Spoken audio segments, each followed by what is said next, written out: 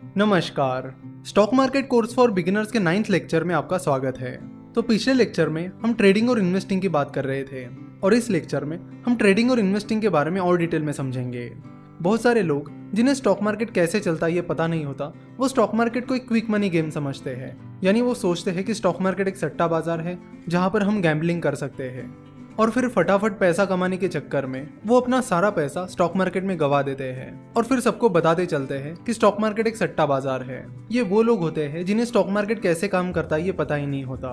ये लोग नहीं जानते कि स्टॉक मार्केट क्यों बना है, क्यों उसकी जरूरत पड़ी। जैसे कि हमने जनरल कंसल्टेंसी के एग्जाम्पल में देखा कि जब जनरल कंसल्टेंसी को ज्यादा पैसों की जरूरत पड़ी तो उन्होंने डिसाइड किया कि उन्हें स्टॉक मार्केट के जरिए पैसा उठाना चाहिए। तो स्टॉक मार्केट बिजनेसेस के लिए एक पैसा रेज करने का बहुत अच्छा तरीका है और इन्वेस्टर्स के लिए उस बिजनेस में भागीदार बनने का। इससे ज्यादा स्टॉक मार्केट कुछ भी नहीं है। तो अगर कोई स्टॉक मार्केट को गैम्बलिंग समझ रहा है और फटाफट पैसे कमाने के चक्कर में स्टॉक मार्केट में आ रहा है तो वो गलत जगह पर आ रहा है। जैसे कि हम देखते हैं कि स्टॉक मार्केट में इन्वेस्ट करते वक्त आपको देखना होगा कि वो कौन सा बिजनेस है जो फ्यूचर में ग्रोथ करेगा, और ये हर कोई नहीं पता कर पाता कि कौन सी कंपनी फ्यूचर में ग्रो करेगी। और फिर इसीलिए म्यूचुअल फंड बनाए गए ताकि जिन लोगों को स्टॉक मार्केट की समझ नहीं है वो इक्विटी म्यूचुअल फंड के जरिए स्टॉक मार्केट में इन्वेस्ट कर सके। म्यूचुअल फंड मैनेजर्स वो एक्सपर्ट होते हैं जिन्हें बिजनेसेस का अच्छा खासा नॉलेज होता है और जिनके पास अच्छे बिजनेसेस को ढूंढने का एक्सपर्टीज होता है। जरूरी नहीं है कि सारे म्यूचुअल फंड मैनेजर्स एक्सपर्ट ही हो।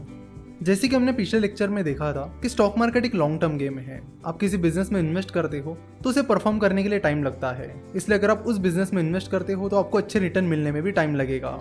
तो सीधे शब्दों में बात करूं तो बात यह है कि स्टॉक मार्केट एक लॉन्ग टर्म गेम है। तो स्टॉक मार्केट इन्वेस्टमेंट एक लॉन्ग टर्म गेम है, इसलिए म्यूचुअल फंड्स भी चाहते हैं कि इक्विटी म्यूचुअल फंड में जो लोग इन्वेस्ट करते हैं वो लॉन्ग टर्म के लिए इन्वेस्ट करें। इसलिए ज्यादातर equity mutual funds exit load रखते हैं। यानी अगर आप 1 साल से पहले अपने म्यूचुअल फंड के यूनिट्स बेच देते हो तो आपको एग्जिट लोड लगता है, जो कि एक फाइन होता है। हम आशा करते हैं कि आपको ये चीज समझ में आई होगी कि stock market long term game क्यों है। पर हम जो देखते हैं वो इसके बिल्कुल विपरीत है। यानी हम जो सुनते आए हैं, देखते आए हैं, वो इस चीज के अपोजिट है। और वो क्यों है उसका भी रीजन है। जब भी हम कोई बिजनेस न्यूज चैनल देखते हैं या किसी ब्रोकरेज फर्म को कांटेक्ट करते हैं या उनका ब्लॉग पढ़ते हैं तो वो ट्रेडिंग के बारे में बात करते हैं। यानी आज खरीदो आज बेचो, या आज खरीदो या 2-4 दिन बाद बेचो।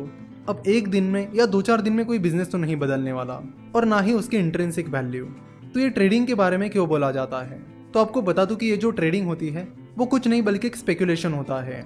यानी लोग बस टेक्निकल एनालिसिस और बाकी कुछ टूल्स का इस्तेमाल करके अंदाज लगाते हैं कि ऐसा होना चाहिए, शेयर प्राइस ऐसी होनी चाहिए। ध्यान रखना, ट्रेडिंग वो लोग करते हैं जिन्हें स्टॉक मार्केट की अच्छी खासी समझ नहीं होती। वो बिजनेस और इन्वेस्टमेंट के उस रिलेशन को नहीं समझ पाते। जिस कंपनी का वो शेयर है उसके बिजनेस मॉडल को वो नहीं समझ पाते। कंपाउंडिंग कैसे काम करती है उसे भी वो समझ नहीं पाते। किसी कंपनी में की गई इन्वेस्टमेंट कैसे काम करती है इसे भी वो नहीं समझ पाते। वो बस ट्रेडिंग करके शॉर्ट टर्म में क्विक मनी कमाने की कोशिश करते हैं और फाइनल रिजल्ट ये होता है कि वो अपना पैसा गवा देते हैं।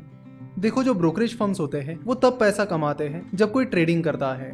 जब आप कोई ट्रेड करते हो तो उस पर ब्रोकरेज फर्म्स कुछ फीस चार्ज करते हैं जिसे ब्रोकरेज चार्ज कहते हैं। सो अगर कोई ट्रेडर है तो वो लगभग हर दिन शेयर बाय करेगा, सेल करेगा, बाय करेगा, सेल करेगा, जिससे उस ब्रोकरेज फर्म का ब्रोकरेज जनरेट होगा। वही अगर कोई इन्वेस्टर है तो एक बार खरीदेगा और फिर 2-4 साल बाद शेयर्स को बेचेगा। तो अगर कोई इन्वेस्ट करता है तो ब्रोकरेज फर्म को उससे खास फायदा नहीं मिलता है, क्योंकि ज्यादातर ब्रोकरेज फर्म्स डिलीवरी के लिए 0 ब्रोकरेज चार्ज करते हैं। यानी अगर आप एक दिन से ज्यादा के लिए शेयर्स होल्ड करते हो तो वो आपसे कोई ब्रोकरेज चार्ज नहीं करेंगे। लेकिन अगर आप इंट्राडे ट्रेडिंग करते हो, यानी जिस दिन आप शेयर खरीदते हो उसे उसी दिन बेचते हो, तो आपको ब्रोकरेज चार्ज देना पड़ेगा। तो एक चीज तो आपको समझ गई होगी कि जब कोई ट्रेडिंग करता है तो ब्रोकरेज फर्म अच्छा खासा पैसा कमा लेता है। और आपको बता दूं कि ट्रेडिंग एक लत होती है, एक एडिक्शन होता है।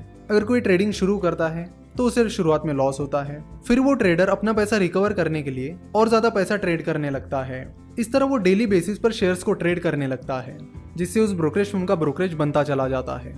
वही अगर कोई इन्वेस्ट करता है तो उससे ब्रोकरेज फर्म को ज्यादा फायदा नहीं होता है। तो ब्रोकरेज फर्म्स का बिजनेस मॉडल ट्रेडिंग पर डिपेंड है, इसलिए वो हमेशा ट्रेडिंग को प्रमोट करते हैं, नई नई टेक्निक्स निकालते हैं, नए नए टूल्स बनाते हैं ताकि वो ज्यादा से ज्यादा लोगों से ट्रेडिंग करा सके।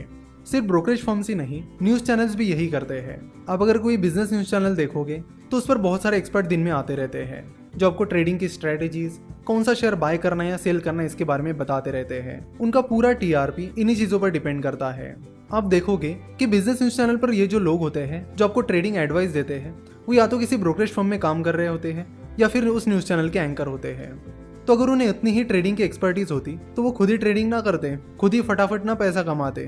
तो ये कुछ चीज़ें हैं जो आपको समझने की ज़रूरत है, और हम चाहते हैं कि स्टॉक मार्केट में एंटर करने से पहले आपको इन सारी चीज़ों के बारे में पता चले, क्योंकि ज़्यादातर बिगिनर्स को स्टॉक मार्केट में इसलिए लॉस होता है क्योंकि वो इन सारी चीज़ों को कभी समझ ही नहीं पाते। इसलिए हम चाहते थे कि आपको इन सारी चीज़ों के बारे में अलर्ट किया जाए। आशा करता हूँ कि आपको ये लेक्चर पसंद आया होगा। आज का ये वीडियो देखने के लिए और हमारे साथ जुड़े रहने के लिए आपका बहुत बहुत धन्यवाद।